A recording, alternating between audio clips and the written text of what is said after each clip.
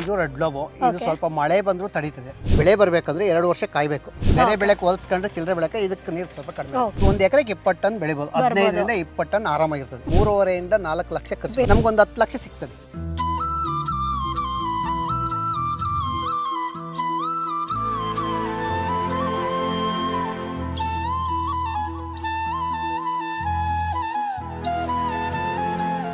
ಸ್ನೇಹಿತರೆ, ನಾನಿವತ್ತು ಒಂದು ದ್ರಾಕ್ಷಿ ಫಾರ್ಮಿಗೆ ಬಂದಿದ್ದೀನಿ. ಸೊ ನಾರ್ಮಲ್ ಆಗಿ ನಾವು ನೋಡ್ಬೋದು, ದೇವನಹಳ್ಳಿ ಅಂತ ಬಂದಾಗ ಬ್ಯಾಂಗ್ಳೂರ್ ಬೆರ್ರಿ ಆಗಿರ್ಬೋದು ಅಥವಾ ದಿಲ್ಕುಶ್ ಆಗಿರ್ಬೋದು, ಕೃಷ್ಣ, ಇಂತಹ ದ್ರಾಕ್ಷಿ ತಳಿಗಳನ್ನು ರೈತರು ಆಯ್ಕೆ ಮಾಡ್ಕೊಳ್ತಾರೆ. ಬಟ್ ಇದು ಕಂಪ್ಲೀಟ್ ಆಗಿ ರೆಡ್ ಆಗುತ್ತಂತೆ. ಹಾಗಾದರೆ ಇದು ಯಾವ ತಳಿ? ನಾರ್ಮಲ್ ಆಗಿ ನಾನು ಈ ಒಂದು ದ್ರಾಕ್ಷಿಯನ್ನು ನೋಡಿರಲಿಲ್ಲ. ಸೊ ಇವತ್ತು ನಾನು ನಿಮಗೆ ಕಂಪ್ಲೀಟ್ ಡೀಟೇಲ್ಸನ್ನು ಕೊಡಬೇಕು ಅನ್ನೋ ಕಾರಣಕ್ಕೆ ಶ್ರೀನಿವಾಸ್ ಅನ್ನೋರ ಫಾರ್ಮಿಗೆ ಬಂದಿದ್ದೀನಿ. ಸೊ ಇವರು ಸುಮಾರು 12 ವರ್ಷಗಳಿಂದ ಕೃಷಿ ಮಾಡ್ಕೊಂಡು ಬಂದಿದ್ದಾರೆ. ಹಾಗಾದರೆ ಇದು ಯಾವ ತಳಿ, ಯಾವ ರೀತಿಯಾಗಿ ಮೇಂಟೆನೆನ್ಸ್ ಮಾಡ್ತಾರೆ, ಸೊ ಸಸಿಯನ್ನು ಎಲ್ಲಿಂದ ತಂದ್ರು, ಯಾವ ರೀತಿಯಾಗಿ ಬೆಳೆಸ್ತಾ ಇದ್ದಾರೆ, ಸೊ ಇದರಲ್ಲಿ ಎಷ್ಟು ಇಳುವರಿಯನ್ನ ಎಕ್ಸ್ಪೆಕ್ಟ್ ಮಾಡ್ತಿದ್ದಾರೆ, ಇವೆಲ್ಲದ್ರ ಬಗ್ಗೆ ಡೀಟೇಲ್ಸ್ ಅನ್ನ ಕೊಡ್ತಾರೆ. ಸೊ ಇಲ್ಲೇ ಇದ್ದಾರೆ, ಬನ್ನಿ ಮಾತಾಡ್ಸೋಣ. ಅಣ್ಣ, ಮೊದಲನೇದಾಗಿ ನಮಸ್ಕಾರ. ಆ್ಯಂಡ್ ಅದ್ರ ಜೊತೆಗೆ ಕಂಗ್ರ್ಯಾಚುಲೇಷನ್ ಅಂತ ಹೇಳಬೇಕು. ಯಾಕಂತಂದರೆ ನಾನು ನಿಮ್ಮ ಫಾರ್ಮಿಗೆ ಬಂದಾಗ ನನಗೆ ಖುಷಿ ಆಗಿರೋದೆ ಇಳುವರಿ ಶುರುವಾಗಿದೆ. ಸೊ ಒಂದಷ್ಟು ರೈತರು ಫಾರ್ಮಿಗೆ ಹೋದಾಗ ಹೇಳ್ತಾರೆ ಇಳುವರಿ ಇಲ್ಲ, ಸೊ ಈ ಸತಿ ನಷ್ಟ ಆಗಿದೆ, ಏನೂ ಕೂಡ ಜಮೀನಲ್ಲಿ ಇಲ್ಲ ಅಂತ ಹೇಳ್ತಾರೆ. ಸೊ ನಿಮ್ಮ ಜಮೀನು ನೋಡಿದಾಗ ಇಳುವರಿ ಶುರುವಾಗಿದೆ. ಸೊ ತುಂಬ ಖುಷಿ ಆಯ್ತಣ್ಣ. ಸೊ ಇದರಲ್ಲಿ ನೀವು ಸಕ್ಸಸ್ ಆಗಲಿ ಅಂತ ಕೇಳ್ತೀನಿ. ಸೊ ಇದು ಯಾವ ತಳಿ ಅಣ್ಣ? ಇದು ರೆಡ್ ಗ್ಲೋಬ್ ಅಂತ. ಓಕೆ. ಸೊ ಈಗ ನಾರ್ಮಲ್ ಆಗಿ ನಾವು ಬ್ಯಾಂಗ್ಳೂರ್ ಸೈಡಿಂದ ಬಂದ್ವಿ ಅಂತಂದರೆ ಕೃಷ್ಣ ಆಗಿರ್ಬೋದು, ಬ್ಯಾಂಗ್ಳೂರ್, ಈ ಥರ ತಳಿಗಳನ್ನು ಆಯ್ಕೆ ಮಾಡ್ಕೊಳ್ತಾರೆ. ಬಟ್ ಇದು ತಳಿ ಯಾವುದು, ಹೆಂಗೆ ಸೆಲೆಕ್ಟ್ ಮಾಡ್ಕೊಂಡ್ರಿ? ಇದು ರೆಡ್ ಗ್ಲೋಬ್. ಇದು ಸ್ವಲ್ಪ ಮಳೆ ಬಂದರೂ ತಡೀತದೆ. ಓಕೆ. ಹಾಂ ಹಾಂ. ಸೊ ಯಾರು ಹೇಳಿದ್ರು ನಿಮ್ಗೆ ಈ ತಳಿನ ಹೇಳಿ? ನಮ್ಮ ಸುತ್ತಮುತ್ತ ಎಲ್ಲ ಮಾಡಿದ್ರು ತೋಟಗಳು, ಅದ್ರಲ್ಲಿ ಹೋಗಿ ನೋಡ್ಕೊಂಬಂದು ನಾವು ಮಾಡಿದ್ರಿ. ಓಕೆ. ಇದು ಪ್ರೆಸೆಂಟ್ ಯಾವ ಏರಿಯಾ ಅಣ್ಣ? ಇದ್ರ ಹೆಸರೇನು? ಇದು ದೇವನಹಳ್ಳಿ ತಾಲೂಕು, ಓಕೆ, ವಸುಡ್ಯ. Okay okay. ಸೊ ಎಷ್ಟು ವರ್ಷದಿಂದ ಕೃಷಿ ಮಾಡ್ಕೊಂಡ್ ಬಂದಿದ್ರ? ಕೃಷಿ ಅಂದ್ರೆ ಯಾಕೆ ಇಂಟ್ರೆಸ್ಟ್ ಬಂತು? ನಾವು ಕೂಲಿ ಮಾಡ್ತಾ ಇದ್ರು, ಹಿಂಗೆ ಅಕ್ಕಪಕ್ಕದಲ್ಲೆಲ್ಲ ಕೃಷಿ ಮಾಡ್ತಾ ಇದ್ರಲ್ಲ, ನೋಡ್ಬಿಟ್ಟು ನಾವು ಬೋರ್ ಮಾಡಿಸಿ ನಾವು ದ್ರಾಕ್ಷಿ ಮಾಡಬೇಕು ಅಂತಾನೆ ಮಾಡಿಸಿದ್ವಿ. ದ್ರಾಕ್ಷಿ ಮಾಡಿದಿರಿ. ಈಗ ಚೆನ್ನಾಗಿ ಬರ್ತಾ ಇದೆ, ಪರವಾಗಿಲ್ಲ. ಕೈ ಕೊಟ್ಬಿಡ್ತದೆ. ಇದು 6ನೇ ಬೆಳೆ. ಓಕೆ, 6ನೇ ಬೆಳೆ. ಸೊ ಎಷ್ಟು ಸಮಯ ಆಯ್ತು ಇದನ್ನ ಹಾಕಿ? ಇದು ಹಾಕಿ 8 ವರ್ಷ ಆಯ್ತು. ಓಕೆ. ಸೊ ನೀವು ನಾಟಿ ಮಾಡಬೇಕಾದ್ರೆ ಏನೆಲ್ಲ ಪ್ರಿಪ್ರೇಷನ್ ಮಾಡ್ಕೊಂಡ್ರಿ? ಯಾಕಂದರೆ ನಾವು ಡೈರೆಕ್ಟ್ ಆಗಿ ದ್ರಾಕ್ಷಿ ಕೃಷಿನ ಮಾಡ್ತೀವಿ ಅಂತಂದರೆ ಆಗಲ್ಲ. ಸೊ ಭೂಮಿನ ಉಳುಮೆ ಮಾಡಬೇಕಾಗತ್ತೆ, ಆ್ಯಂಡ್ ಈ ಕಂಬಗಳನ್ನು ಹಾಕಬೇಕಾಗತ್ತೆ, ತಳಿ ತರಬೇಕು, ಸಸಿಗಳನ್ನು ತರಬೇಕು. ಸೊ ಹೆಂಗೆ ಪ್ರಿಪ್ರೇಷನ್ ಮಾಡ್ಕೊಂಡ್ರಿ? ಇದು ಫಸ್ಟು ಟ್ರೆಂಚ್ ಹೊಡಿಸಿ ಗೊಬ್ಬರ ಎಲ್ಲ ಹಾಕಿ. ಏನೆಲ್ಲ ಗೊಬ್ಬರ ಹಾಕಿದ್ರಿ? ತಿಪ್ಪೆ ಗೊಬ್ಬರ. ಸೊ ಎಷ್ಟು ಬೇಕಾಯ್ತು? ಈಗ ಎಷ್ಟು ಎಕರೆ ಇದೆ? ಇದು 1 ಎಕರೆ ಇದೆ. ಸೊ ಎಷ್ಟು ಬೇಕಾಯ್ತು ಗೊಬ್ಬರ ಆಗ ನಿಮಗೆ? ಗೊಬ್ಬರ ಇದಕ್ಕೆ 12 ಲೋಡ್ ಹಾಕಿದ್ವಿ. ಹೌದಾ? 12 ಟ್ರ್ಯಾಕ್ಟರ್ ಗೊಬ್ಬರ ಹಾಕಿದ್ವಿ. ಅದಾದ್ಮೇಲೆ ಹಾಕಿ ಎಲ್ಲ ಮಿಕ್ಸ್ ಮಾಡಿ ಎಲ್ಲ ಗುಂಡಿ ಎಲ್ಲ ಮುಚ್ಚಿ, ಆಮೇಲೆ ಕಾಡು ಗಿಡ ಅಂತ ಬರ್ತದೆ, ಇದು ಡಾಗರೇಜ್ ಗಿಡ ಅಂತ, ಅದು ತಗೊಂಬಂದು ಅದು ಹಾಕಿ, ಅದು ಹಾಕಿದ್ಮೇಲೆ 1 ವರ್ಷಕ್ಕೆ ಅದಕ್ಕೆ ಅಂಟು ಮಾಡ್ತೀವಿ. ಕಡ್ಡಿ ತಗೊಂಬಂದು ಅಂಟು ಮಾಡ್ತೀವಿ. ಡೈರೆಕ್ಟ್ ಮಾಡಿದ್ರೆ ಕ್ವಾಲಿಟಿ ಬರಲ್ಲ. ಅಂಟು ಮಾಡಿ ಬೆಳೆ ಬರಬೇಕಂದ್ರೆ 2 ವರ್ಷ ಕಾಯಬೇಕು. 2 ವರ್ಷ, 2ರಿಂದ 3 ವರ್ಷ. ಸೊ ಆ 2 ವರ್ಷದಲ್ಲಿ ಬೇರೆ ಏನ್ ಮಾಡ್ತೀರಾ ಅಣ್ಣ? ಯಾಕಂತಂದ್ರೆ ಈಗ ನಮ್ಗೆ ಜೀವನ ಸಾಗಿಸ್ಬೇಕು ಅಂತಂದ್ರೆ ಏನಾದ್ರೂ ಬೇಕೇ ಬೇಕಾಗುತ್ತೆ. ಸೊ ಆ 2 ವರ್ಷ ಏನ್ ಮಾಡ್ತೀರಾ? 2 ವರ್ಷ ನಾವು ಬೇರೆ ಏನಾದ್ರೂ ಮಾಡ್ಕೊಂಡಿರ್ತೀರಿ. ಬೇರೆ ಏನಾದ್ರೂ ಚಿಲ್ಲರೆ ಬೆಳೆ ಏನಾದ್ರು ಇಟ್ಕೊಂತೀರಿ. ಇಟ್ಕೊಂಡು ಬೇರೆ ಕಡೆ ಇದ್ರಲ್ಲಿ ಇಲ್ಲ, ಇದು ಅಷ್ಟೇ. ಇದು ಒಂದ್ಸಲ ಬೇರೆ ಬೆಳೆ ಬೆಳೆಯಕ್ಕಾಗಲ್ಲ, ಮುಗೀತು. ಸೊ ಸಸ್ಯನ ಎಲ್ಲಿಂದ ತಂದ್ರಿ? ಹೆಂಗ್ ನಾಟಿ ಮಾಡಿದ್ರಿ? ಇದು ಇದರಿಂದ ತಂದ್ರಿ, ಸಾಂಗ್ಲಿಯಿಂದ. ಓಕೆ. ಸೊ ಯಾಕೆ ಅಲ್ಲಿ ಚೆನ್ನಾಗಿ ಸಿಗುತ್ತಾ? ಸಿಗುತ್ತೆ ಅಲ್ಲಿ. ಓಕೆ. ಸೊ ಎಷ್ಟು ತಂದ್ರಿ? ನಾವು ಬೇರೆಯವ್ರು ತಂದಿದ್ರು ಒಂದು 5,000 ಗಿಡ. ಅವ್ರು ಒಂದು 10,000 ತಂದ್ರೆ ನಾವು ಅದರಲ್ಲಿ 1,000 ಗಿಡ ಆಯ್ಕೆ ಮಾಡ್ತೀವಿ. ಓಕೆ, 1,000 ಗಿಡ ಇಲ್ಲಿದೆ ಈಗ. ಓಕೆ. ಸೊ ನಾಟಿ ಮಾಡಿದ್ಮೇಲೆ ಹೆಂಗ್ ಮೇಂಟೆನೆನ್ಸ್ ಇರುತ್ತೆ, ಹೆಂಗ್ ನೋಡ್ಕೋಬೇಕು ನಾವೀಗ? ಏನೆಲ್ಲ ಬೇಕಾಗುತ್ತೆ? ಈಗ ನಾರ್ಮಲಿ ಕಂಬಗಳೆಲ್ಲ ಹೇಳಿದ್ರಿ. ಸೊ ಆಯಾ ಕಂಬ ಎಷ್ಟು ಎತ್ತರದಲ್ಲಿರಬೇಕು, ಏನು ಎತ್ತ ಹೆಂಗೆ? ಕಂಬ 7 ಅಡಿ ಹೈಟು, ಕುಚ 7 ಅಡಿ ಹೈಟ್ ಇರಬೇಕು. ಇದು ಈ ಶರತ್ತಿಗೆ ಬಂದು ಸ್ವಲ್ಪ ಕಡಿಮೆ, ಅಂದ್ರೆ 6.5 ಅಡಿ ಇದ್ರೆ ಸಾಕು ಇದಕ್ಕೆ. ಈ ದ್ರಾಕ್ಷಿಗೆ. ಈ ಬೆಂಗಳೂರು ಬ್ಲೂ ಅದೆಲ್ಲ 7 ಅಡಿ ಇರಬೇಕು. 9 ಅಡಿ ಕುಚ ತರ್ತೀರಿ, 2 ಅಡಿ ಒಳಗಡೆ ಉಣ್ಬಿಡ್ತೀವಿ. Okay okay. ಸೊ ಅದಾದ್ಮೇಲೆ ಇದಕ್ಕೆಲ್ಲ ತಂತಿ ಆಗೆಲ್ಲ 80,000 ಇತ್ತು ಟನ್ನು, ಈಗ 1,10,000 ಇದೆ. ಓಹೋ. ಸೊ ನಿಮ್ಗೆ ಆಗ ಎಷ್ಟು ಖರ್ಚು ಬಿತ್ತು? ಆಗ ನಾವು ಮಾಡಿದಾಗ ಒಂದು 2.5 ಲಕ್ಷ ಬಿತ್ತು. ಓಹೋ. ಸೊ ಆಗ ಹೆಂಗೆ ದುಡ್ಡನ್ನ ಹೆಂಗೆ ಹೊಂದಿಸಿದ್ರಿ? ಏನ್ ಇತ್ತ, ಹೆಂಗೆ ಸಾಲ ಮಾಡಿದ್ರಾ? ಬ್ಯಾಂಕ್ ಸಾಲ ಮಾಡಿದ್ವಿ. Okay okay. ಸೊ ಅದಾದ್ಮೇಲೆ ಈ ಕಂಬಗಳೆಲ್ಲ ಆದ್ಮೇಲೆ ನೆಕ್ಸ್ಟ್ ಏನ್ ಸ್ಟೆಪ್ ಅಣ್ಣ? ನೆಕ್ಸ್ಟ್ ಅದೇ ಗಿಡ ಅಂಟು ಕಟ್ತೀವಿ, ಹಂಗೆ ಹಬ್ಬಿಸ್ಕೊಂಡು ಹೋಗ್ತೀವಿ. ಸೊ ಆಗ ಎಷ್ಟು ಲೇಬರ್ಸ್ ಬೇಕಾಗುತ್ತೆ ನಮಗೆ? ಒಂದ್ ಎಕರೆಯಲ್ಲಿ ಮಾಡ್ತೀವಿ ಅಂದ್ರೆ ಒಂದೇ ಲೇಬರ್ ಏನ್ ಬೇಕಾಗಲ್ಲ, ಒಬ್ರು ಮೇಂಟೈನ್ ಮಾಡ್ಕೊಂಡ್ರೆ ನಡೀತದೆ.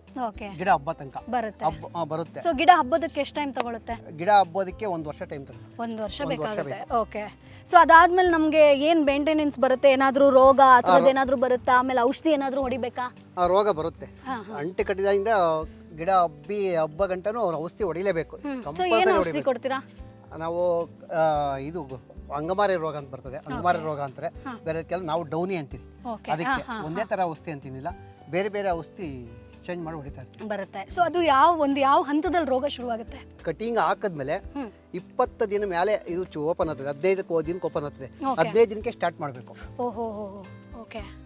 15 ದಿನಕ್ಕೆ ನಾವು ಸ್ಟಾರ್ಟ್ ಮಾಡ್ತೀವಿ. ಅಂದ್ರೆ ಅದು ಕಂಪ್ಲೀಟ್ ಆಗಿ ನಾವೇನ್ ನಿರ್ವಹಣೆ ಮಾಡಬಹುದು ಅಥವಾ ಕಂಪ್ಲೀಟ್ ಇದು ಮಾಡಬಹುದಾ? ಕ್ಲಿಯರ್ ಆಗುತ್ತಾ ರೋಗ? ಕ್ಲಿಯರ್ ಆಗುತ್ತೆ. ಓಕೆ. ಕ್ಲಿಯರ್ ಆಗುತ್ತೆ. ಅದಾದ್ಮೇಲೆ ಮತ್ತೆ ಬರಲ್ಲ? ಬರ್ತದೆ. 4 ದಿನಕ್ಕೆ ಒಂದ್ಸರಿ ಹೊಡಿತಾನೆ ಇರ್ಬೇಕು ಔಷಧಿ. ದಿನ ಬಿಟ್ಟು ದಿನ ಹೊಡಿಲೇಬೇಕು ಕಂಪಲ್ಸರಿ. ಓಕೆ. ಮಳೆ ಬಂದಾಗ, ಮುಂಜಿಡ್ದಾಗ ಜಾಸ್ತಿ ಔಷಧಿ ಹೊಡಿಬೇಕು. ಅದಾದ್ಮೇಲೆ ನೀರಿನ ವ್ಯವಸ್ಥೆ? ಕ್ಲಿಯರ್ ಆಗಿದ್ದಾಗ ನೀರಿನ ವ್ಯವಸ್ಥೆ ಬೋರ್ ಇದೆ. ಓಕೆ. ಸೊ ಬೋರ್ವೆಲ್ ಒಂದಿದೆಯಾ? ಬೋರ್ವೆಲ್ 2 ಇದೆ. 2 ಇದೆ. ಸೊ ಎಷ್ಟು ನೀರು ಬೇಕಾಗುತ್ತೆ ಈಗ ಈ ದ್ರಾಕ್ಷಿ? ಅದರಲ್ಲೂ ಈ ತಳಿ ಕಡಿಮೆ ನೀರು ಈ ಡಾಗರೇಜ್ ಗಿಡದಿಂದ ನೀರು ಜಾಸ್ತಿ ಕೇಳಲ್ಲ. ಓಕೆ. ಕಡಿಮೆನೇ ನೀರು. ಸೊ ದಿನಕ್ಕೆ ಎಷ್ಟು ಸರಿ ಕೊಡ್ತೀರಾ? ದಿನಕ್ಕೆ 2 ಅವರ್. 2 ಅವರ್. ಕರೆಂಟ್ ಫೆಸಿಲಿಟಿ ಇದೆಯಾ? ಹೆಂಗೆ ಕರೆಂಟ್ ಬರುತ್ತಾ? ಕರೆಂಟ್ ಸಾಕಾಗಲ್ಲ ಈಗ ಈ ಬೇಸಿಗೆಲ್ಲ. ಹೌದು, ಸಾಕಾಗಲ್ಲ ಕರೆಂಟ್ ಸಾಕಲ್ಲ. ಸೊ ದಿನಕ್ಕೆ ನೀವು 2 ಸರಿ ಕೊಡ್ತೀರಾ? 2 ಸರಿ ಕೊಡ್ತೀವಿ. ಗಿಡಕ್ಕೆ 10 ಲೀಟರ್ ನೀರು ಹೋಗ್ಬೇಕು. ಓಹೋ, ಓಕೆ ಓಕೆ. 10 ಲೀಟರ್ ನೀರು. ಅದೇ ಮಳೆಗಾಲ ಅಂತಂದ್ರೆ? ಮಳೆಗಾಲ ಏನು ನೀರು ಕೇಳಲ್ಲ. ನೀರು ಕೇಳಲ್ಲ ಅಂದ್ರೆ ಮಳೆ ಇಲ್ಲ ಅಂದ್ರೆ ನೀರು ಬಿಡ್ತೀರಿ, ಮಳೆ ಹೊಡೆದ್ರೆ ನೀರೇನು ಅವಶ್ಯಕತೆ ಇಲ್ಲ. ಓಕೆ. ಸೊ ಹಾಗಾದ್ರೆ ಇದಕ್ಕೆ ಸ್ವಲ್ಪ ನೀರು ಕಮ್ಮಿ ಅಂತಾನೆ ಹೇಳ್ಬೋದು. ಸ್ವಲ್ಪ ನೀರು ಕಡಿಮೆ. ಬೇರೆ ಬೆಳೆಗೆ ಹೋಲಿಸ್ಕೊಂಡ್ರೆ ಚಿಲ್ಲರೆ ಬೆಳೆಗೆ ಇದಕ್ಕೆ ನೀರು ಸ್ವಲ್ಪ ಕಡಿಮೆ. ಓಕೆ. ಸೊ ಇನ್ನು ನಾಟಿ ಕ್ರಮದ ಬಗ್ಗೆ ಮಾತಾಡೋದಂದ್ರೆ ಕರೆಕ್ಟ್ ನಾಟಿ ಮಾಡೋದಕ್ಕೆ ಸಮಯ ಯಾವ್ದನ್ನ ಒಳ್ಳೇದು? ಯಾಕಂತಂದ್ರೆ ಈಗ ಹಬ್ಬಗಳು ಬರ್ತಿದೆ ಅಂತಂದ್ರೆ ಸ್ವಲ್ಪ ದ್ರಾಕ್ಷಿಗಳು ಜಾಸ್ತಿ ಸೇಲ್ ಆಗುತ್ತೆ. ಸೊ ಯಾವ ಸೀಸನ್ ಕರೆಕ್ಟ್ ನಮಗೆ ನಾಟಿ ಮಾಡೋದಕ್ಕೆ? ಯಾವಾಗ ಕರೆಕ್ಟ್ ಇಳುವರಿ ಬರುತ್ತೆ? ನಾವು ನಾಟಿ ಮಾಡೋದಕ್ಕೆ ಜುಲೈ ತಿಂಗಳಲ್ಲಿ ಗಿಡ ನಾಟಿ ಮಾಡ್ತೀವಿ, ಮಾಡ್ತೀವಿ. ಆಮೇಲೆ ನವೆಂಬರ್ ಅಲ್ಲಿ ಅಂಟು ಕಟ್ತೀವಿ.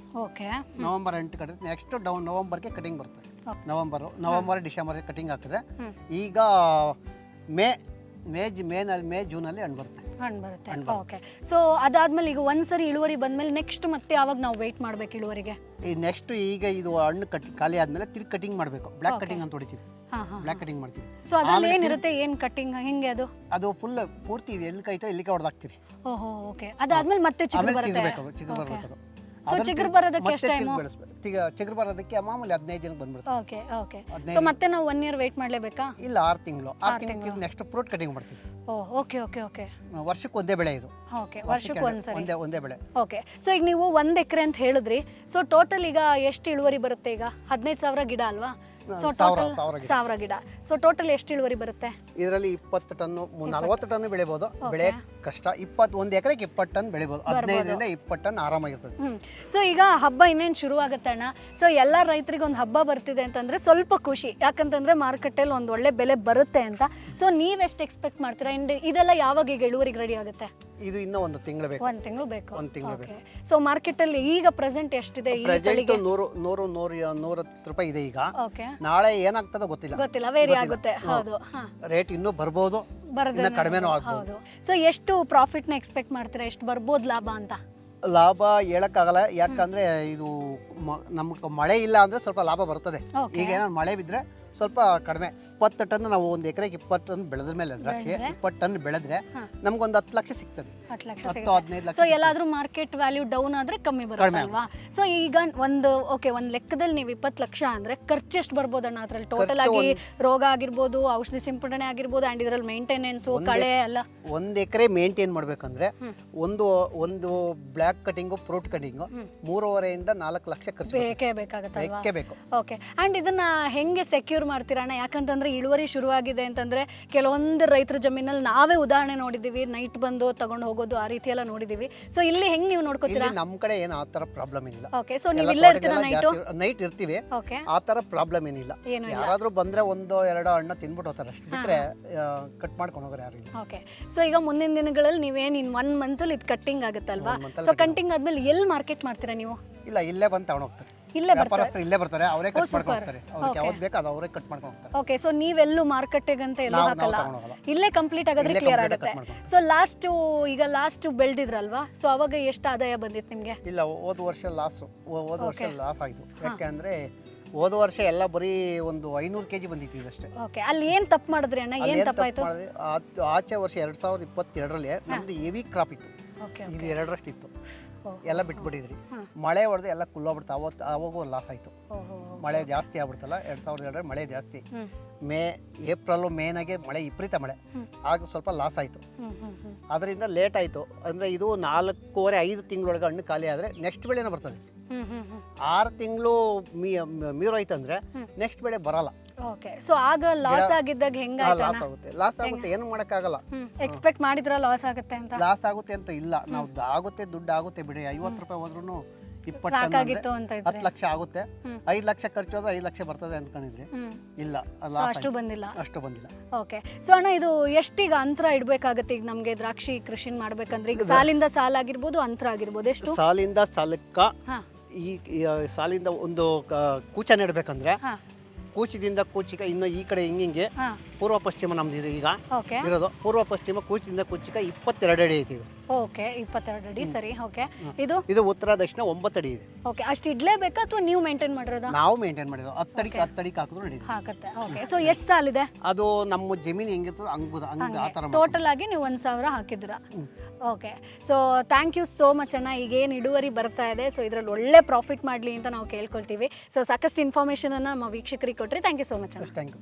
ಸೊ ನೋಡಿದ್ರಲ್ವಾ ಸ್ನೇಹಿತರೆ, ಶ್ರೀನಿವಾಸ್ ಅವರು ರೆಡ್ ಲಾಬ್ ಅನ್ನುವಂಥ ತಳಿನ ಆಯ್ಕೆ ಮಾಡ್ಕೊಂಡಿದ್ದಾರೆ. ಇನ್ನೇನು 1 ಮಂತಲ್ಲಿ ಇದೆಲ್ಲ ಕೂಡ ಕಟಾವಿಗೆ ರೆಡಿ ಆಗುತ್ತೆ ಆ್ಯಂಡ್ ಅವರು ಕೂಡ ಒಂದಷ್ಟು ಎಕ್ಸ್ಪೆಕ್ಟೇಷನ್ ಅಲ್ಲಿದ್ದಾರೆ. ಸೊ ಈ ಒಂದು ವರ್ಷ ಪ್ರಾಫಿಟ್ ಬರುತ್ತೆ ಅಂತ. ಸೊ ಈ ಒಂದು ವಿಡಿಯೋ ನಿಮಗೆ ಯೂಸ್ಫುಲ್ ಆಗಿರುತ್ತೆ ಅಂತ ಅನ್ಕೊಳ್ತೀನಿ. ಮುಂದಿನ ಎಪಿಸೋಡ್ನಲ್ಲಿ ಮತ್ತೊಂದು ಕೃಷಿ ಐಡಿಯಾ ಜೊತೆ, ಮತ್ತೊಂದು ಕೃಷಿ ಮಾಹಿತಿ ಜೊತೆ ನಾನು ನಿಮ್ಮ ಮುಂದೆ ಹಾಜಿರ್ತೀನಿ. ಅಲ್ಲಿವರೆಗೂ ಫ್ರೀಡಮ್ ಆ್ಯಪನ್ನು ಡೌನ್ಲೋಡ್ ಮಾಡಿ. ಕೃಷಿಗೆ ಸಂಬಂಧಪಟ್ಟ ಸಾಕಷ್ಟು ಕೋರ್ಸ್ ಇರುತ್ತೆ. ಯಾರು ಇದರಲ್ಲಿ ಸಕ್ಸಸ್ ಆಗಿದ್ದಾರೋ ಅವರೇ ನಿಮಗೆ ಕಂಪ್ಲೀಟ್ ಮಾಹಿತಿಯನ್ನು ಕೊಡ್ತಾರೆ. ಸೊ ಮತ್ತೆ ಆಗ್ತದ ಈಗಲೇ ಫ್ರೀಡಮ್ ಆ್ಯಪನ್ನು ಡೌನ್ಲೋಡ್ ಮಾಡಿ. ನಾನು ಹೋಗಿ ಬರ್ತೀನಿ. ಟಾಟಾ, ಬಾಯ್ ಬಾಯ್.